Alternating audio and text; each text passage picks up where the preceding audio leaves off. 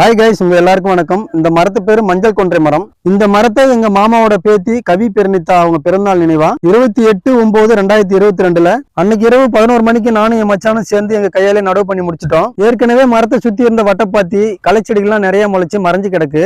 நான் மரத்துக்கு ஊத்துற தண்ணி எல்லாம் வீணாகாத அளவுக்கு திரும்பவும் மரத்தை சுத்தி வட்டப்பாத்தி அமைச்சு மரத்தோட வளர்ச்சிக்காக கொஞ்சம் தொழு உரம் வச்சு விட போறேன். மரம் நல்லா 9 அடி உயரத்துக்கு நல்லா வளர்ந்துருக்கு.